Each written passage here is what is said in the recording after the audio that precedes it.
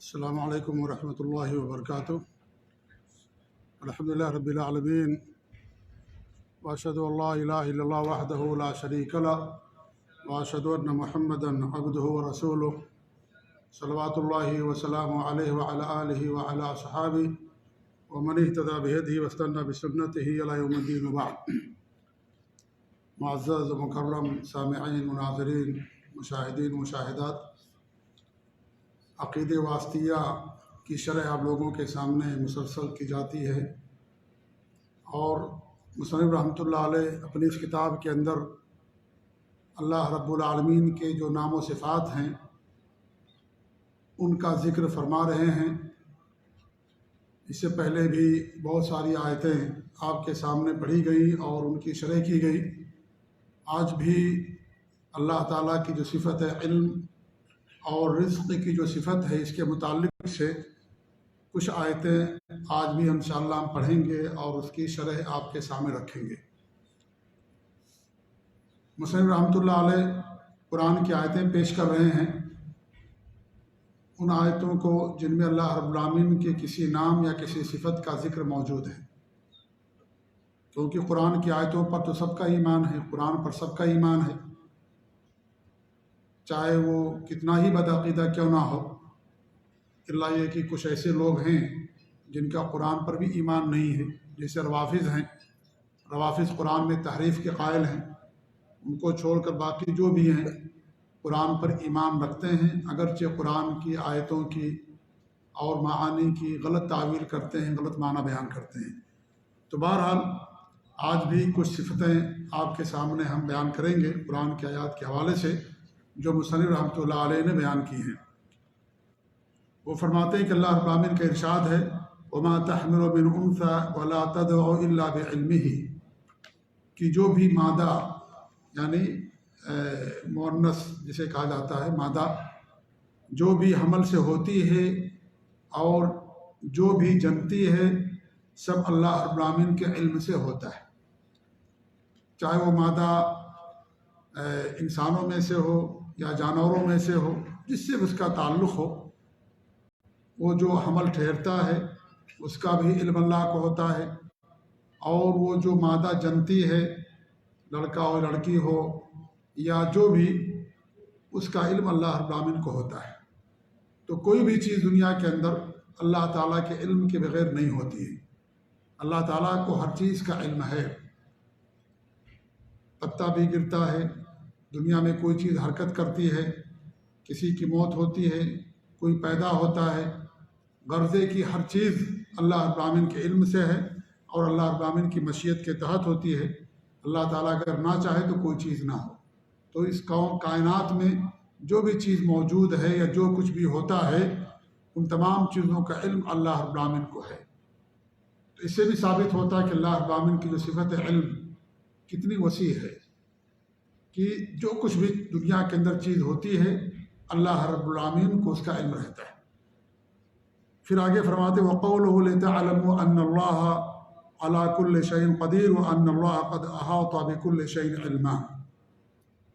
اللہ تعالیٰ کا یہ فرمان، یہ ارشاد، لِتَعْلَمُوا، تاکہ تم اس بات کو جان لو، یقین کے ساتھ تمہیں علم ہو جائے، أَنَّ اللَّهَ عَلَىٰ كُلِّ شَيْءٍ قَدِيرٌ، کہ اللہ رب العالمین ہر چیز پر قادر ہے، ہر چیز پر اللہ رب العالمین قدرت رکھنے والا ہے۔ اس کی قدرت سے کوئی چیز باہر نہیں، ہر چیز پر یہ عام ہے، ہر چیز پر اللہ رب العالمین قادر ہے۔ وَأَنَّ اللَّهَ قَدْ أَحَاطَ بِكُلِّ شَيْءٍ عِلْمًا، اور یہ کہ اللہ رب العالمین ہر چیز کو اپنے علم سے گھیرے میں لیے ہوئے ہے، یعنی اللہ تعالیٰ کے علم سے کوئی چیز باہر نہیں ہے۔ جو کچھ بھی دنیا کے اندر ہوتا ہے اللہ رب العالمین کو سب کا علم ہوتا ہے۔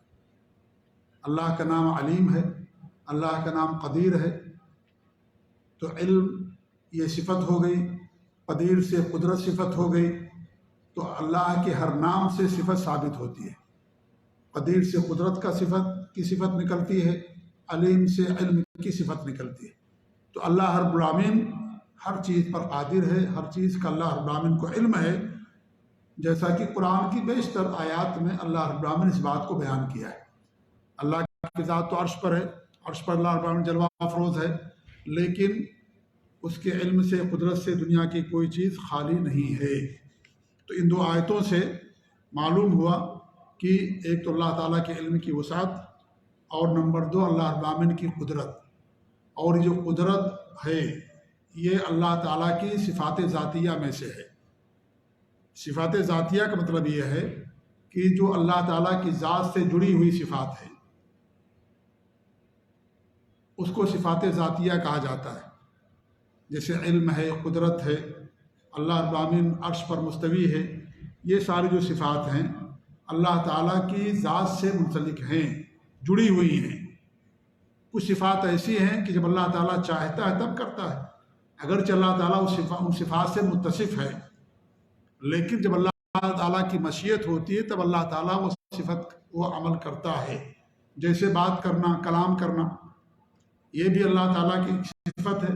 قرآن کو ہم کلام اللہ کہتے ہیں کہ اللہ تعالیٰ کا کلام ہے، تو اللہ تعالیٰ جب چاہتا ہے جب کلام کرتا ہے، لیکن اس صفت سے اللہ تعالیٰ ہمیشہ متصف ہے۔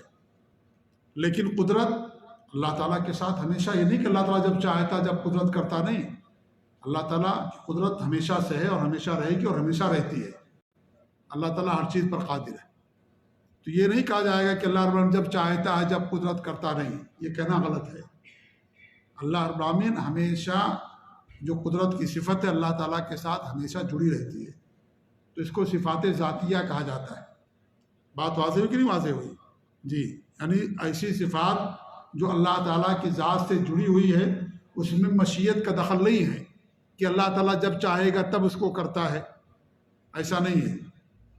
کچھ صفات ایسی ہیں جب اللہ تعالیٰ کی مشیت ہوتی تب اللہ کرتا ہے، جیسے کلام کرنا۔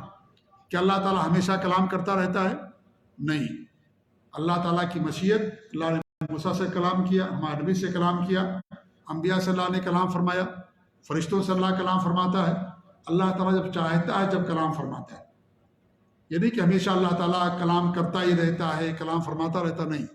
لیکن قدرت کیا ہے؟ یہ ہمیشہ اللہ تعالیٰ کے ساتھ جڑی ہوئی چیز ہے۔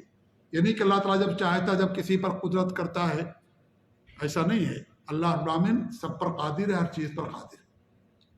اللہ کی ایک صفت ہے کہ اللہ تعالیٰ آتا ہے کہ نہیں ہے؟ وَجَاءَ رَبُّكَ وَالْمَلَكُ صَفًّا صَفًّا، تیرا رب آئے گا، فرشتے سب بصف ہوں گے۔ تو اللہ کی ایک صفت ہے مجیء آنے کی۔ تو اللہ تعالیٰ جب چاہتا تب آتا، ہی نہیں کہ اللہ تعالیٰ ہمیشہ آتا رہتا ہے۔ ایسے اللہ تعالیٰ آسمان دنیا پر نزول فرماتا ہے، تو یہ بھی اللہ تعالیٰ نزول فرماتا ہے۔ تو یہ جو صفات ہیں یہ صفات اللہ تعالیٰ کی مشیت سے متعلق ہیں۔ اللہ جب چاہتا ہے تب ان کو کرتا ہے۔ کچھ صفات ایسی ہیں جو ہمیشہ اللہ تعالیٰ کے ساتھ جڑی رہتی ہیں، جیسے قدرت ہے، قوت ہے، اللہ کا عرش پر مستوی ہونا ہے۔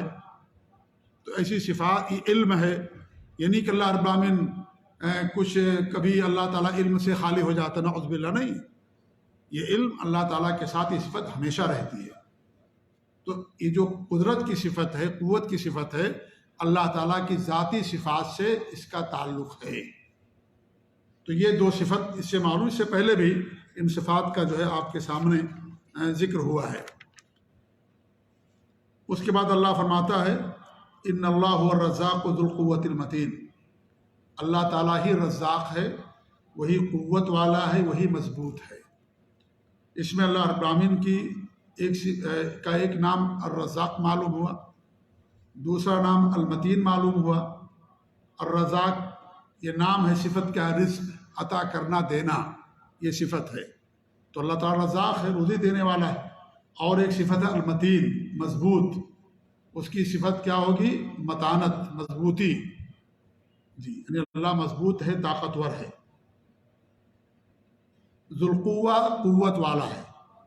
اللہ کا ایک نام ہے القوی، قوت اور قدرت دونوں ایک ہی معنی میں ہے، دونوں ایک ہی معنی میں، یعنی ایسی طاقت یا قوت جس کو کیا نام، اس میں کسی بھی طرح کی کوئی عجز نہ ہو، کوئی کمی نہ ہو، کوئی نقص نہ ہو، کوئی کمزوری نہ ہو۔ ہمارے عوام کے پاس طاقت ہے، وہ اللہ کی دی ہوئی ہے، نمبر ایک۔ نمبر دو، اس طاقت کے اندر کمزوری آتی رہتی ہے۔ انسان جب جوان رہتا ہے تو کچھ طاقت زیادہ رہتی ہے، جو اس کی عمر ڈھلتی ہے طاقت کم ہوتی جاتی ہے، کمزوری آتی جاتی ہے۔ لیکن اللہ رب العالمین کی طاقت اور قوت ہے، اس کے اندر کوئی کمزوری، کوئی کمی، کوئی عجز، کوئی نقص نہیں ہے۔ تو اللہ کا ایک نام القوی ہے، اسی لیے عبدالقوی نام رکھتے ہیں۔ تو یہ سب نام ہیں اللہ رب العالمین کے، اور ان ناموں سے اللہ رب العالمین کی صفات ثابت ہوتی ہیں۔ القوی سے قوت کی صفت، المتین سے متانت کی صفت، مضبوطی کی صفت، الرزاق سے رزق کی صفت۔ تو اللہ فرماتا ہے ان اللہ هو الرزاق، اللہ تعالیٰ کیا ہے؟ وہی رزاق ہے۔ یہ مبالغے کا صیغہ ہے، یعنی بہت زیادہ رزق دینے والا اور سب کو دینے والا۔ اللہ تعالیٰ رزق صرف مسلمانوں کو نہیں دیتا ہے، اللہ تعالیٰ رزق مسلمانوں کو، کافروں کو، ملحدین کو، سب کو دیتا ہے۔ جانوروں کو بھی اللہ تعالیٰ رزق دیتا ہے۔ اسی لیے علماء نے بیان کیا ہے کہ رزق دو طرح کا ہوتا ہے۔ ایک رزق جسے مادی رزق کہا جاتا ہے، اسے رزق عام بھی کہا گیا ہے۔ عام رزق جس کا مطلب یہ ہے کہ ہر وہ چیز جس سے فائدہ پہنچے، جس سے انسان فائدہ اٹھائے، نفع اٹھائے، انسان ہو یا جانور، سب کے لیے ہے یہ۔ اس لیے اللہ نے کیا فرمایا؟ وَمَا مِن دَابَّةٍ فِي الْأَرْضِ إِلَّا عَلَى اللَّهِ رِزْقُهَا، زمین میں جو بھی چوپائے ہیں سب کا رزق اللہ کے ذمہ ہے۔ چوپائے جانوروں کو بھی اللہ رزق دیتا ہے، یہ عام رزق ہے۔ یہ ہر وہ چیز جس سے انسان فائدہ اٹھائے، نفع حاصل کرے، اس کو رزق کہا جاتا ہے۔ جو بھی ہمارے پاس ہے سب اللہ تعالیٰ کی دی ہوئی چیز ہے۔ وَمَا بِكُم مِّن نِعْمَةٍ فَمِنَ اللَّهِ، تمہارے پاس جو بھی نعمت ہے اللہ تعالیٰ کی طرف سے نعمت ہے۔ جو بھی چیز ہمارے پاس ہے، جانوروں کے پاس ہے، ہمارے پاس ہے، اس کائنات میں ہے، سب اللہ رب العالمین کی طرف سے نعمتیں ہیں۔ تو یہاں پر رزق کا مطلب عام رزق، مادی رزق، اور یہ سب کے لیے ہے۔ اس میں کوئی تمیز نہیں ہے کہ یہ صرف مسلمانوں کے لیے ہے، اہل ایمان کے لیے نہیں۔ یہ چیز اللہ رب العالمین سب کو عطا کرتا ہے، جس کو رزق عام یا مادی رزق کہا جاتا ہے۔ اللہ فرماتا ہے کہ وَمِمَّا رَزَقْنَاهُمْ يُنْفِقُونَ، ہم نے ان کو جو دے رکھا ہے اس کو خرچ کرتے ہیں۔ جو کچھ ہم نے دے رکھا ہے، اللہ نے جو دے رکھا ہے، چاہے وہ صحت ہو، چاہے وہ مال ہو، چاہے وہ علم ہو، سب اللہ کی طرف سے ہے۔ علم بھی ہمارے پاس جو آپ کے پاس ہے، اللہ کی طرف سے، اللہ نے سب کو علم دیا ہے۔ انسان اپنی ماں کے پیٹ سے جاہل پیدا ہوتا ہے، اسے کچھ علم نہیں ہوتا ہے۔ جیسے جیسے عمر بڑھتی ہے اس کو علم ملتا رہتا ہے، کتابوں کے ذریعے، علماء کے ذریعے تجربات اس کو حاصل ہوتے ہیں۔ تو جو بھی علم ہے وہ سب اللہ تعالیٰ کی طرف سے دی ہوئی چیز ہے، یہ اللہ تعالیٰ دینے والا ہے۔ جی، تو اللہ فرماتا ہے یہاں پر وَمِمَّا رَزَقْنَاهُمْ يُنْفِقُونَ، کہ ہم نے ان کو جو کچھ دے رکھا ہے اسے خرچ کرتے ہیں۔ علم بھی رزق ہے، انسان اسے اللہ کی راہ میں خرچ کرتا ہے، دعوت کرتا ہے، نصیحت کرتا ہے، بھلائی کا حکم دیتا ہے، لوگوں کو منکر سے روکتا ہے، لوگوں کو پڑھاتا ہے، یہ بھی اس رزق کا خرچ ہے۔ اس رزق کو اللہ کی راہ میں خرچ کرنے والی چیز ہے۔ تو ایک رزق ایسا جو عام ہے، وہ سب کے لیے ہے، اور اس کا مطلب کیا ہے؟ عام رزق، آپ کے پاس مال ہے، آپ کے پاس دولت ہے، آپ کے پاس بیوی ہے، آپ کے پاس میں جو ہے صحت ہے، یہ سب رزق عام ہے۔ اللہ کے رسول صلی اللہ علیہ وسلم کے حدیث ہے نعمتان مغبون فیہما کثیر من الناس الصحۃ والفراغ، دو نعمتیں ایسی ہیں جن میں لوگ سستی کا شکار ہیں اور ان دو نعمتوں کی قدر نہیں کرتے، ناقدری کرتے، ایک صحت اور ایک فارغ البالی۔ انسان کے پاس صحت ہے، تندرستی ہے، اس کی قدر نہیں کرتا۔ جب بیمار ہو جاتا ہے تب تندرستی کی اہمیت انسان کو ہوتی ہے، تب اس نعمت کا اندازہ ہوتا ہے۔ انسان فارغ ہے، اس کے پاس وقت ہے، اس کی قدر انسان نہیں کرتا ہے کہ اپنے فارغ وقت کو اللہ تعالیٰ کی عبادت میں صرف کرے۔ اللہ کیا مانتا؟ فَإِذَا فَرَغْتَ فَانْصَبْ، جب تم فارغ ہو تو اور زیادہ اللہ کی بات کرو، محنت کرو۔ ہم جب فارغ رہتے ہیں تو کیا کرتے ہیں؟ اپنا وقت ٹائم پاس کرنے کے لیے روڈوں پر، بازاروں پر چلے جاتے ہیں، لوگ فلمیں دیکھنا شروع کر دیتے ہیں۔ انسان کے پاس موبائل ہوتا ہے، گانا سنتا ہے، موبائل پر چیٹنگ کرتا ہے اور سمجھتا ہے کہ میرے پاس وقت ہے، میں وقت کہاں گزاروں۔ اس وقت کا صحیح استعمال اگر انسان کرے تو انسان فائدہ اٹھائے گا۔ قرآن کی تلاوت کرے، ذکر و اذکار کرے، حدیثیں پڑھے، دینی مجلسوں میں جائے، کتابوں کا مطالعہ کرے، انسان سے فائدہ اٹھائے گا، کیونکہ وقت گزر جانے والا وقت آپ خرید نہیں سکتے۔ جو وقت چلا گیا آپ اسے واپس نہیں لا سکتے، اس لیے انسان، اور جو وقت انسان بڑھا بھی نہیں سکتا ہے۔ 24 گھنٹے کا وقت سب کے لیے ہے، بادشاہ کے لیے بھی، امیر کے لیے، غریب کے لیے بھی، فقیر کے لیے بھی۔ جو کچھ نہیں کرتا ہے، پورا ٹائم برباد کر دیتا ہے، اس کے لیے بھی 24 گھنٹے ہیں۔ جو اپنے وقت کا صحیح استعمال کرتا ہے اس کے لیے بھی 24 گھنٹے ہی ہیں۔ انہیں 24 گھنٹوں کا اگر آپ صحیح استعمال کریں گے تو کامیاب ہوں گے، اگر نہیں استعمال کریں گے تو خسارہ آپ کے لیے، ہمارے لیے۔ جو دنیا میں کامیاب انسان ہے، دنیا کے لحاظ سے سمجھ لیجئے، آخرت کے لحاظ سے نہیں میں کہہ رہا ہوں، دنیا کے لحاظ سے، کیا ان کے پاس 24 گھنٹے سے زیادہ ہے؟ نہیں، ان کے پاس بھی 24 ہی گھنٹہ ہے۔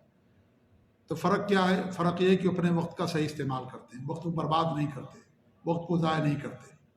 وقت چلا جائے گا، وقت واپس نہیں آئے گا۔ اسی اللہ رب العالمین نے زمانے کی قسم کہا ہے، والعصر ان الانسان لفی خسر الا الذین آمنوا وعملوا الصالحات وتواصوا بالحق وتواصوا بالصبر۔ قسم ہے زمانے کی، سارے لوگ خسارے میں ہیں مگر جو ایمان لائے، نیک عمل کیا، حق کی وصیت کی اور صبر کیا۔ حق یعنی دعوت عام کیا، لوگوں کو دعوت دی، دین کو پہنچایا، اور دین کو پہنچانے میں جو تکلیفیں آئیں اس پر صبر کیا، جھیلا، اس کو برداشت کیا۔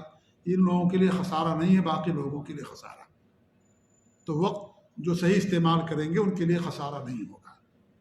اللہ کے دین کے لیے، علم حاصل کرنے کے لیے، عمل کرنے کے لیے، قرآن کی تلاوت کے لیے، جو حق آپ کو ملے اسے لوگوں تک پہنچانے کے لیے، اور جو تکلیف آئے اس پر صبر کرنے کے لیے۔ تو انسان اگر وقت کا صحیح استعمال کرے گا تو انسان خسارے میں نہیں رہے گا، لیکن اگر وقت کا استعمال نہیں کرے گا تو خسارے میں رہے گا۔ ہماری عمر متعین ہے 60-70 سال، اگر ہماری 50 سال عمر ہو گئی ہے تو 60 سال اور باقی ہے، وہ بھی اگر 60 سال تک جئیں گے تو، ورنہ کبھی بھی موت ہماری آ سکتی ہے۔ ہمارے سامنے بہت زیادہ وقت نہیں ہے، بہت معمولی وقت ہے۔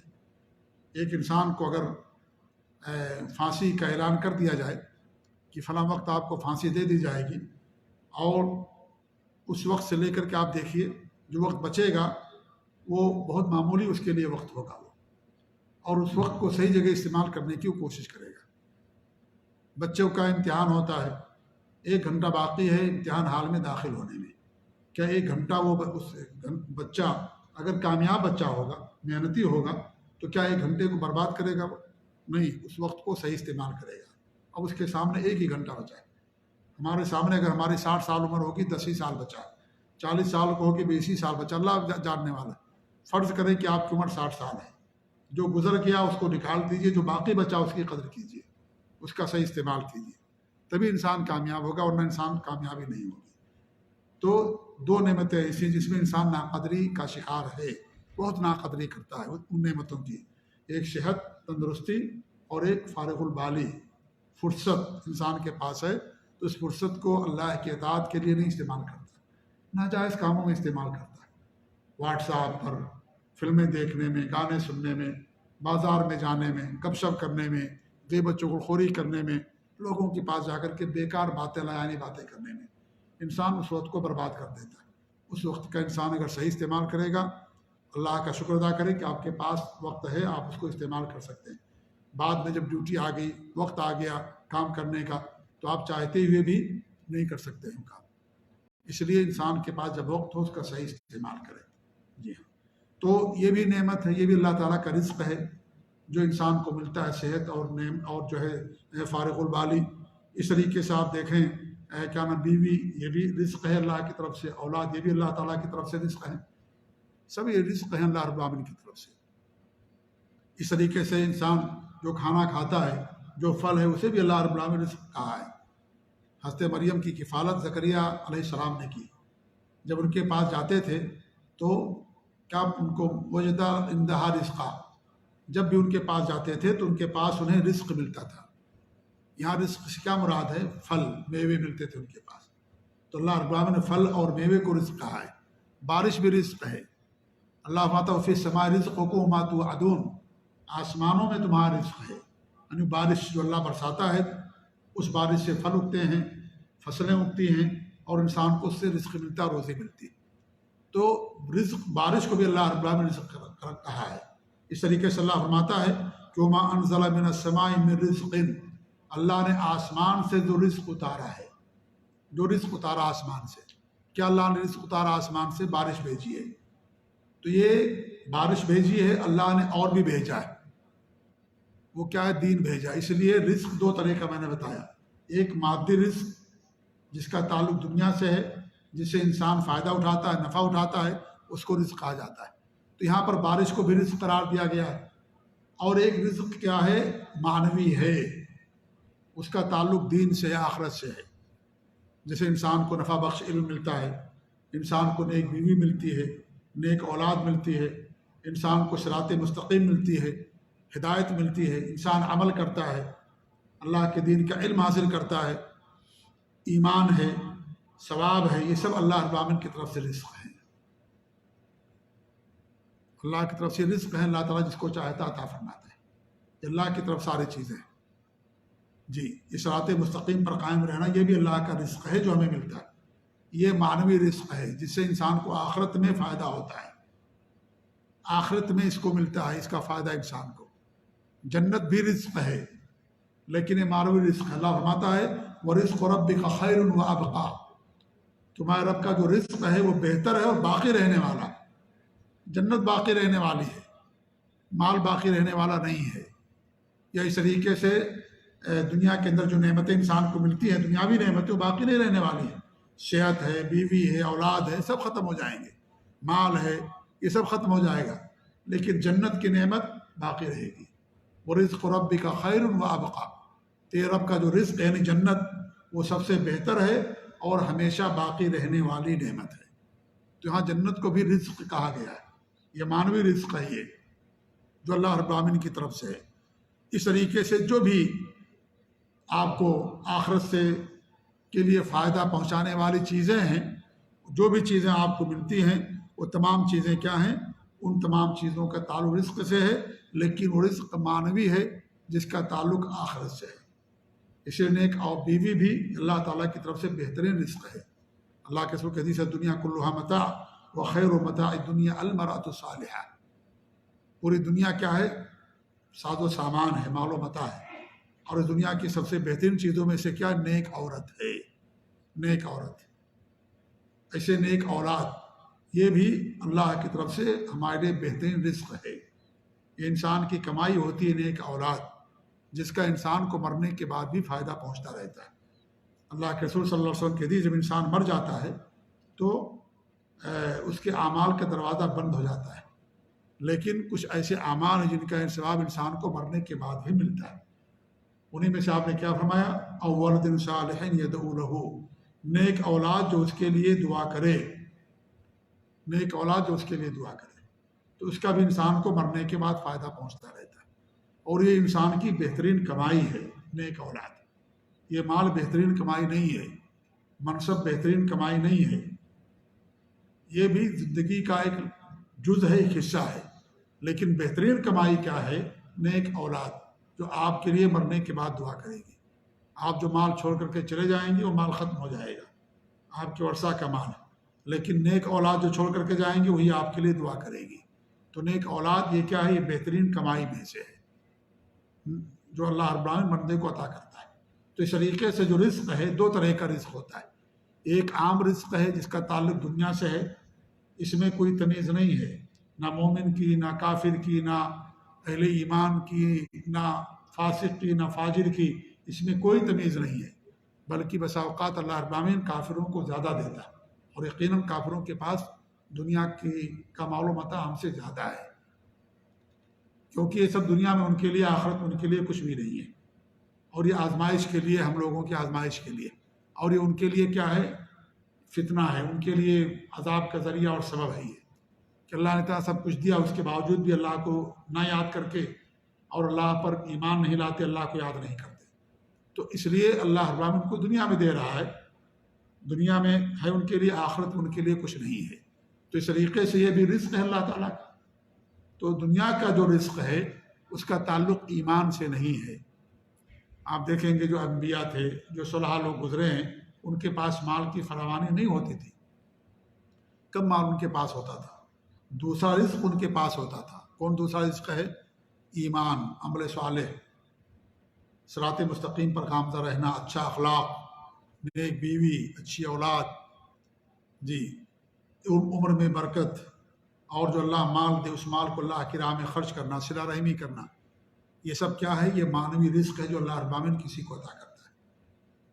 یہ رزق اگر کسی کے پاس ہے تو اس کے نیک ہونے کی دلیل ہے، یہ معنوی رزق، صراط مستقیم مستقیم ایمان، عمل صالح، یعنی صحیح راستے پر قائم رہنا، عمل کرنا، نماز کی پابندی کرنا، اللہ کے دین پر عمل کرنا، اس پر استقامت کا اختیار کرنا، یہ سب اللہ تعالیٰ کا رزق ہے، اور یہ معنوی رزق ہے جو دنیاوی رزق سے، مادی رزق سے کئی زیادہ بہتر ہے، کیونکہ دنیاوی رزق ایک دن ختم ہو جائے گا، لیکن یہ چیز ختم نہیں ہوگی۔ یہ چیز انسان کو جنت کے اندر لے کر جائے گی اگر اس صراط مستقیم پر گامزن ہے تو یہ معنوی رزق کہلاتا ہے۔ تو اس طریقے سے اللہ فرماتا ہے ان اللہ هو الرزاق، اللہ ہی رزاق ہے، مبالغے کا صیغہ۔ اسی لیے اللہ نے نہیں کہا کہ اللہ رازق ہے، اللہ نے کیا فرمایا کہ اللہ رزاق ہے، یعنی ہر طرح کا رزق اللہ تعالیٰ لوگوں کو دیتا ہے۔ اگر کسی کے پاس کوئی حرام کھانے والا، وہ بھی اللہ کی طرف سے ہے، اس کے لیے آزمائش ہے، اس کے لیے کیا آزمائش ہے؟ تو سب کچھ اللہ تعالیٰ ہی کی طرف سے ہے، دیتا اللہ رب العالمین ہے، لیکن انسان اس کی نسبت کسی اور کی طرف کر دیتا ہے، لیکن دینے والا اللہ رب العالمین ہے۔ کافروں کے پاس جو مال ہے، صحت ہے، بیوی، اولاد، جو کچھ بھی ہے، منصب اللہ کا دیا ہوا ہے، اللہ نے دیا، اللہ ہی رزاق ہے، کوئی اللہ کے علاوہ کوئی رازق نہیں ہے، کوئی روزی دینے والا نہیں اللہ رب العالمین کے علاوہ۔ تو اللہ تعالیٰ رزاق ہے، ہر طرح کا رزق دینے والا وہی ہے، چاہے اس کا تعلق دنیا سے ہو، چاہے اس کا تعلق آخرت سے ہو، معنویت سے ہو، سب کو دینے والا اللہ رب العالمین، اسے اللہ نے رزاق کہا۔ اور جن کو اللہ دیتا ہے ان کی بھی تعداد بہت زیادہ ہے۔ کیا انسان جو مخلوقات ہیں دنیا کے اندر، کیا ان مخلوقات کو انسان گن سکتا ہے؟ نہیں گن سکتا اللہ تعالیٰ کی مخلوقات کو، اللہ کی نعمتوں کو نہیں ہم گن سکتے ہیں، اللہ کی جو مخلوقات ان کو بھی انسان نہیں گن سکتا ہے۔ کتنی ایسی مخلوقات ہیں جس کو انسان دیکھ نہیں پاتا ہے، اس کے پاس اس کا علم بھی نہیں ہے، لیکن ان تمام مخلوقات کو اللہ رزق دیتا ہے، چاہے جو ہے سانپ، بچھو، ہر طرح کی مخلوق کو اللہ رزق دیتا ہے۔ تو ایک رزق کا تعلق دنیا سے ہے جس کو مادی رزق کہا جاتا ہے، اور ایک رزق ہے جو آخرت سے متعلق ہے جس کو معنوی رزق کہا جاتا ہے۔ یہ سب سے اہم رزق ہے، اسی کے لیے ہمیں اللہ تعالیٰ سے دعا کرنا چاہیے۔ ہم تشہد میں یا اس طریقے سے دو سجدوں کے درمیان جو دعا کرتے ہیں اس میں کیا کہتے ہیں؟ اللہم ارزقنی، لیکن نہیں، اس میں رزقنی کا بھی لفظ آتا ہے، اللہ تو ہمیں رزق عطا فرما۔ تو یہاں بھی انسان اللہ تعالیٰ سے دعا کرتا ہے، تو یہاں رزق عام ہے، دنیا سے بھی متعلق ہے، کیونکہ انسان کو مال بھی چاہیے، صحت چاہیے اب عبادت کرنے کے لیے، اور اسی صحت اور مال کو اگر وہ اللہ تعالیٰ کے دین کے لیے استعمال کرتا ہے وہ اس کے لیے نعمت ہے، اور اگر اس کے لیے استعمال نہیں کرتا تو اللہ تعالیٰ کی طرف سے اس کے لیے آزمائش ہے، یا عذاب کا ذریعہ اور سبب ہے۔ اور یہ قاعدہ یاد رکھیے ہمیشہ، وہ قاعدہ یہ ہے کہ اللہ کی دی ہوئی نعمت انسان اگر اللہ تعالیٰ کے دین اور اطاعت کے لیے استعمال کرتا ہے تو یہ اللہ تعالیٰ کی طرف سے نعمت ہے، لیکن اگر اسی کو انسان گناہوں کے لیے استعمال کرتا ہے تو یہ اس کے لیے کیا ہے؟ عذاب ہے، اس کے لیے پریشانی کا ذریعہ اور سبب ہے۔ اسی چیز کو اگر اللہ تعالیٰ کی نافرمانی میں استعمال کرتا ہے اسے، تو یہ اس کے لیے ایک آزمائش ہے، سمجھ لیجیے۔ جی ہاں، تو اس طریقے سے اللہ کی دی ہوئی نعمت کو ہمیشہ ہمیں اللہ تعالیٰ کی عبادت کے لیے استعمال کرنا چاہیے۔ جب اللہ کی نعمت ہمیں زیادہ ملے تو اللہ تعالیٰ کی عبادت بھی انسان کو زیادہ کرنا چاہیے، لیکن الٹا ہوتا ہمارے یہاں، مال زیادہ آگے انسان نافرمان بن جاتا ہے، ناشکرا بن جاتا ہے، برائیوں پر اتر آتا ہے، حرام رزق کمانا شروع کر دیتا ہے۔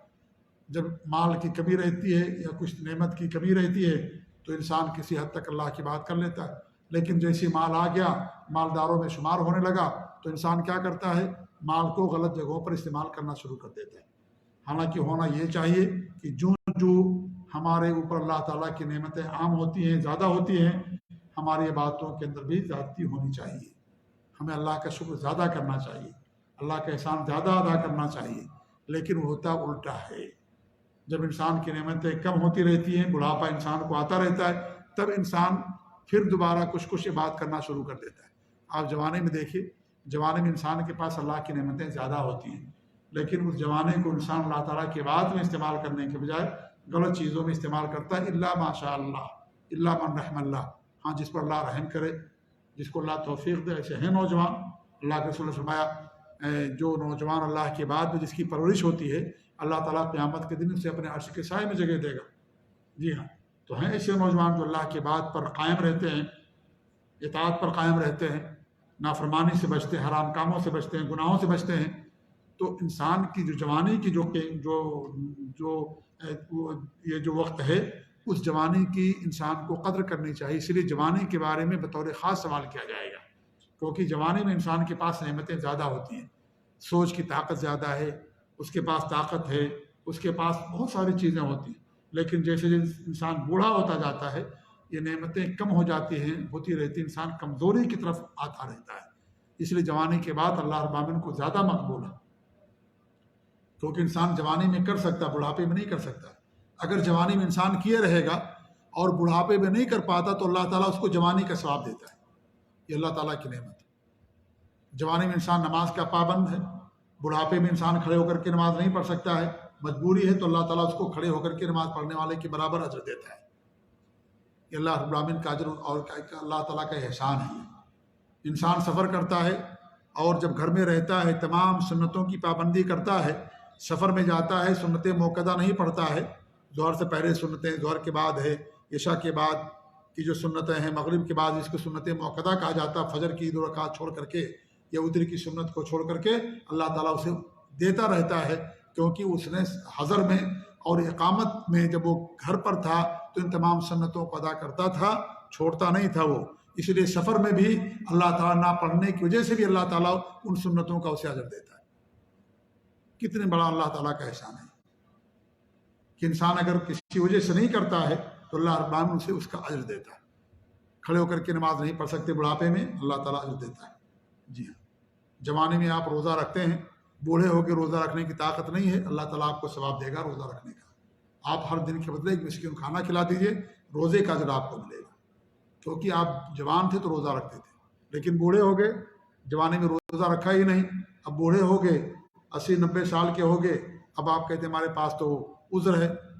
تو اب اگر آپ کو تو ضروری ہے کھلانا، یعنی کیا نام ہے، ہر دن کے بدلے ایک مسکین کھانا کھلانا دینا ضروری ہے، لیکن آپ کو وہ روزے کا ثواب نہیں مل پائے گا.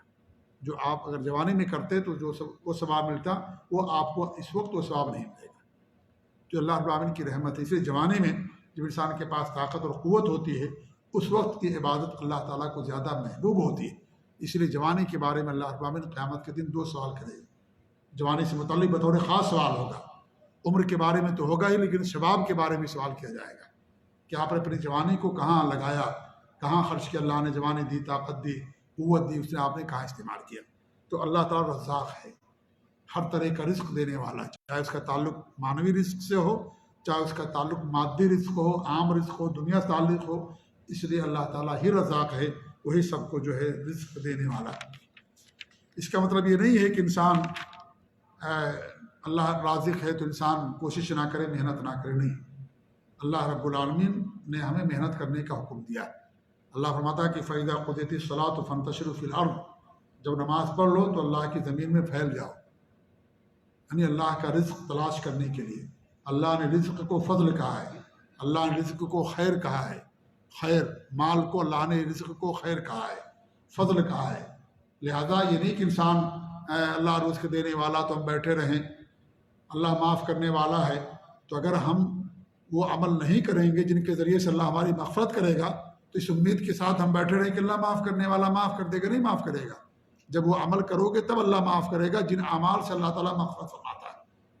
ایسے اللہ رب العالمین نے ہمیں حکم دیا کہ رزق کو تلاش کرو گے تب اللہ رزق دے گا، بیٹھے رہیں گے تو اللہ تعالیٰ رزق نہیں دے گا.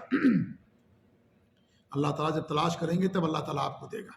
جی ہاں، اللہ فرماتا ہے کہ کیا ہوا ہے، فَامْشُوا فِي مَنَاكِبِهَا وَكُلُوا مِن رِزْقِهِ وَإِلَيْهِ النُّشُورُ، کہ اللہ ہی ہے جس نے تمہارے لیے زمین کو نرم بنا دیا. هُوَ الَّذِي جَعَلَ لَكُمُ الْأَرْضَ ذَلُولًا فَامْشُوا فِي مَنَاكِبِهَا وَكُلُوا مِن رِزْقِهِ وَإِلَيْهِ النُّشُورُ. سورۃ تبارک کی آیت ہے کہ اللہ نے تمہارے زمین کو نرم بنا دیا ہے، لہذا اللہ کی زمین میں چلو. فَامْشُوا فِي مَنَاكِبِهَا، اور اللہ تعالیٰ کا رزق کھاؤ، تلاش کرو. اللہ کی طرف پڑھ کر کے آپ کو جانا ہے. اللہ کے رسول صلی اللہ علیہ وسلم فرمایا اگر تم اللہ پر توکل کرو جیسا کہ اس کے توکل کا حق ہے، لَرَزَقَكُمْ كَمَا يَرْزُقُ الطَّيْرَ، تو اللہ تعالیٰ تمہیں رزق دے گا جس طریقے چڑیا کو رزق دیتا ہے. چڑیا کیا کرتی ہے، تغدو خماصا وتروح بطانا، وہ صبح کو اپنے گھونسلوں سے خالی پیٹ نکلتی ہے اور شام کو فل پیٹ ہو کر کے واپس ہوتی ہے. چڑیا اللہ نے اتنی سوچ اس کو دی ہے کہ اگر گھونسلے میں رہیں گے تو ہم کو روزی نہیں ملے گی. جو بچے اڑنے کے قابل نہیں ہوتے ہیں کیا کرتی ہے چڑیا اس کی ماں؟ اسے باہر سے لا کر کے بچے کو چوچ میں ڈالتی ہے، اسے کھلاتی ہے، وہ لا کر کے اس کو دیتی ہے۔ یہ نہیں کہ اللہ تعالیٰ اوپر سے نہیں بھیج دیتا ہے گھونسلے کے اندر، اس کے رزق نہیں بھیجتا، وہ چڑیا باہر جاتی ہے، لے کر کے کیڑے مکوڑے آتی ہے اور اپنے بچے کو کھلاتی ہے۔ وہ چڑیا خود باہر نکلتی ہے رزق کی تلاش میں۔ آپ دیکھتے ہو نا، دیکھیے آپ صبح میں دیکھیے فجر کے بعد، اور جو ہے آسمان کی طرف دیکھیے چڑیا کس طریقے سے اڑتی رہتی ہے، اور جب آپ شام ہوتی ہے دیکھیے عصر کے وقت کے بعد دیکھیے چڑیا پھر واپس اس طرف جاتی رہتی ہے، اپنے اپنے گھونسلوں میں جاتی ہے۔ پیٹ بھر گیا خلاص، جیسے ہم صبح میں اپنے کام کرنے کی جگہ جاتے ہیں، کمپنیوں میں لوگ جاتے ہیں، کارخانوں میں جاتے ہیں، ڈیوٹی ختم ہوتی پھر اپنے گھر واپس آتے ہیں، وہی چڑیوں کا حال دیکھیے، سب چڑیا فجر کے بعد دیکھیے نکلتی ہیں، اور آپ دیکھیے شام کو پھر واپس ہوتی ہے، اپنے اپنے گھونسلوں کو جاتی، راستہ بھولتی نہیں ہے وہ۔ اللہ اکبر! اب دیکھیے کس طریقے سے اللہ نے کی رہنمائی کی، کس طریقے سے اللہ ان کو ہدایت دی، ان کو راستہ معلوم جاتا ہے۔ کئی ہزاروں میل کا سفر طے کر کے چڑیا جاتی ہے، یعنی گرمی میں نکلتی ہے یا سردی میں نکلتی ہے، کئی ملکوں کا سفر کرتی ہے، اور چڑیا پھر واپس اپنے گھونسلے میں جاتی، بھولتی نہیں ہے۔ 6 مہینے 3 مہینے دوسرے ملک میں گزارتی ہے چڑیا، دوسرے ملک میں جائیں گی جہاں پر پانی ہے اور ان کے لیے رزق اللہ نے رکھا ہے۔ افریقہ سے ہندوستان جاتی ہیں، بر صغیر میں آتی ہیں، اور پھر اس کے بعد 2-3 مہینے رہنے کے بعد پھر واپس اپنے گھونسلے میں چلی آتی ہیں۔ اللہ اکبر! یہ کون دنیا کا نظام چلانے والا؟ اللہ رب العالمین چلاتا ہے۔ اللہ ہی رزاق، اللہ ہی روزی دینے والا ہے۔ 3 مہینہ گزر جانے کے بعد بھی راستہ نہیں بھولتی وہ، اگرچہ ان کے پاس بولنے کی طاقت نہیں، لیکن شعور اور سوجھ بوجھ اللہ نے ان کو رکھا ہے۔ اللہ ہی سب کچھ کرنے والا، تو اللہ تعالیٰ ہی رزاق ہے، سب کو روزی دینے والا اللہ رب العالمین ہے۔ یہ اللہ تعالیٰ کا نام ہے الرزاق، لہذا ہمیں رزق اللہ تعالیٰ سے مانگنا چاہیے، اللہ کے علاوہ کسی اور سے مانگنا نہیں چاہیے۔ ایک واقعہ بیان کر کے بات ختم کر دوں۔ یہ سعودی عرب کا واقعہ ہے۔ یہاں کے لوگ بڑے موحدین ہوتے ہیں، توحید والے ہوتے ہیں، ہے کہ نہیں ہے؟ 2 واقعہ ہے، ایک تو تعلق اسی سے ہے، رزق سے تعلق ہے، اور ایک ہے تعلق دوسری چیز۔ میں نے اس کو شیئر کیا تھا گروپ کے اندر، جو جبیل دعوت سینٹر گروپ ہے، کہ ایک آدمی، یہاں بوڑھی عورت سعودی عرب کی مصر جاتی ہے علاج کے لیے۔ کہاں جاتی ہے؟ مصر، علاج کے لیے۔ تو لوگوں نے کہا کہ حسین کی قبر میں جاؤ اور وہاں مانگو، اور جو ہے مل جائے گا تم کو۔ تو اس عورت نے کہا کہ حسین کے نانا ہمارے یہاں ان سے نہیں مانگتے ہیں۔ یہ توحید ہے میرے بھائیو۔ حسین کے نانا کون تھے؟ نبی صلی اللہ علیہ وسلم تھے۔ انہوں نے کہا حسین کے نانا ہمارے پاس، ان کی قبر ہے۔ رزاق اللہ تعالیٰ، اللہ دینے والا ہے، اللہ صحت دینے والا، بیماری دور کرنے والا وہی ہے۔ یہ ہے، حسین ہماری بیماری نہیں دور کر سکتے، ان کو پتہ ہی نہیں ہے۔ تو کہا کہ وہاں پر جاؤ اور مانگو اور تمہیں شفا مل جائے گی۔ ایسے ایک واقعہ، ایک بوڑھے سعودی کا واقعہ ہے۔ لوگوں نے ان سے کہا کہ تم لوگ اولیاء کو نہیں مانتے ہو۔ اللہ نے قرآن میں فرمایا ہے کہ وہ جو ہے انہیں وَهُمْ أَحْيَاءٌ عِنْدَ رَبِّهِمْ يُرْزَقُونَ، وہ زندہ ہیں اور انہیں ان کی رب کی طرف سے روزی دی جاتی ہے، یرزقون۔ تو اس نے کہا کہ دیکھو ان کو رزق ملتا ہے اور تم لوگ ان کا اس کا انکار کرتے ہو، ان سے مانگو۔ تو اس نے کیا جواب دیا بتاتے ہیں، جانتے ہیں آپ؟ اس نے یہ کہا کہ اللہ نے نہیں کہا کہ یرزقون، کہ وہ روزی دیتے ہیں، اللہ نے کہا کہ ان کو رزق دیا جاتا ہے، یرزقون۔ یرزقون مانے رزق دیا جاتا ہے ان کو۔ اللہ نے نہیں کہا کہ ہم یرزقون، وہ روزی دیتے ہیں، یہ اللہ نے کہا ان کو رزق دیا جاتا ہے۔ تو جو ذات ان کو رزق دیتی ہے ہم اس سے مانگتے ہیں، ان سے نہیں مانگتے ہیں۔ یہ توحید ہے میرے بھائیوں، اس توحید کو اپنائیے۔ سعودی عرب کا صرف مال نہ لیجئے، سعودی عرب کا عقیدہ بھی اپنائیے۔ یہاں کے جو علماء ائمہ ہیں، توحید کا عقیدہ، وہ عقیدہ میرے بھائیوں سب سے اہم رزق یہی ہے سعودی عرب کا۔ یہ مال دولت تو دوسرے ملک میں بھی ہم کو مل جائے گا، جی ہاں، لیکن یہ جو رزق ہے توحید کا، سنت کا رزق، عمومی طور پر آپ کو یہی ملتا ہے الحمدللہ۔ آپ دیکھیے پورے ملک کا دورہ کر لیجئے، کہیں قبر پرستی نہیں، عرس نہیں، میلہ ٹھیلا نہیں، اور کہیں جو ہے مزار پرستی نہیں، کہیں درگاہ نہیں، کوئی خانقاہ نہیں، کوئی جھنڈے علم سلم نہیں، یہ ساری چیزیں نہیں الحمدللہ۔ ایک انسان آتا دیکھتا ہے تو معاشرے سے اس کو توحید کا علم ملنا شروع ہو جاتا ہے۔ اس لیے بہت سارے لوگ یہاں آتے ہیں بدل جاتے ہیں، یہی سب دیکھ کر کے کہ ہمارے یہاں قدم قدم پر جو ہے مزار ہے، روڈ کے درمیان میں مزار ہے۔ جی ہاں، روڈ کی توسیع کرنا ہے لیکن نہیں، مزار بیچ میں آگے نہیں کریں گے۔ بیچارے تکلیف اٹھاتے ہیں، برداشت کرتے ہیں تکلیف، جی ہاں، اور لیکن روڈ کی توسیع نہیں، بھائی مزار اکھاڑیں گے تو پھر آفت آ جائے گی، پورا شہر برباد ہو جائے گا۔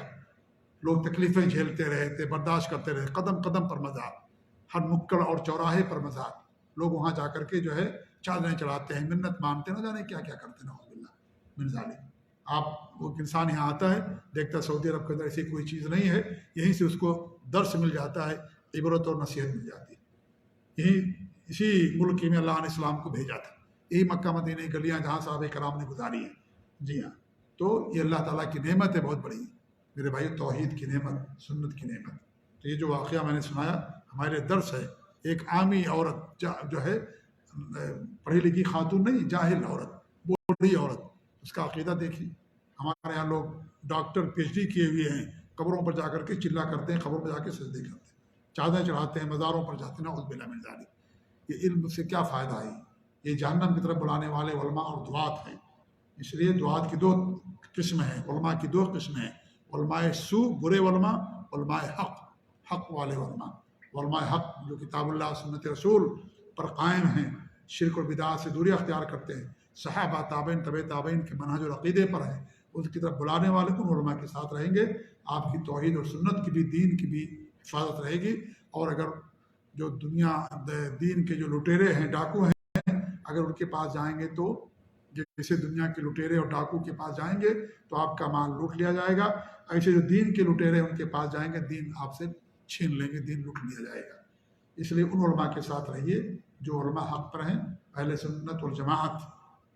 ہمارے ملک کی اہل سنت والجماعت نہیں جو پیشانی کے بال سے لے کر کے ناخن تک شرک اور بدعات میں ڈوبے ہوئے ہیں۔ اہل سنت والجماعت سے مراد وہ ہیں جو سلف صالحین کے نہج پر چلنے والے علماء ہیں، ان کے ساتھ جڑیے، جن کو ہم سلفی علماء کہتے ہیں، جنہیں اہل حدیث علماء کہتے ہیں، ان کے ساتھ رہیں گے، آپ کو توحید اور سنت کا علم ملے گا۔ باقی لوگوں کے ساتھ جائیں گے تو آپ کو بدعات اور خرافات ملے گی۔ اللہ تعالیٰ ہم سب کو توفیق دے، آمین۔ اپنے نبی کی سنت اور توحید پر قائم رکھے۔ بار بتانا یہ رہا تھا میں کہ رزق کے لیے آپ کو جانا پڑے گا، اللہ کا حکم ہے، نبی کا حکم ہے۔ رزق اللہ تعالیٰ نے سبب کے ساتھ جوڑ رکھا ہے، جب سبب رہے گا تب اللہ تعالیٰ آپ کو دے گا۔ اور یہ بھی ہو سکتا ہے کہ سبب مل جائے لیکن آپ کو رزق نہ ملے، مال نہ ملے، یہ بھی ہو سکتا ہے، اللہ بہتر جاننے والا۔ جی ہاں، کتنے لوگ محنت کرتے ہیں، تجارت کرتے ہیں، لیکن نہیں کامیاب ہوتے، لاس ہو گیا، نقصان ہو گیا۔ اللہ رزاق ہے، اللہ ہی دینے والا ہے۔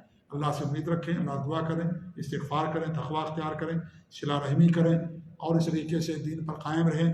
جو جائز اسباب ہیں ان اسباب کو اختیار کریں، اللہ تعالیٰ رزق دینے والا ہے۔ اللہ تعالیٰ ہم سب کو رزق عطا فرمائے، اللہ تعالیٰ توحید سنت ہم سب کو قائم رکھے، آمین۔ جزاکم اللہ خیر، صلی اللہ علیہ محمد وعلی آلہ وصحبہ۔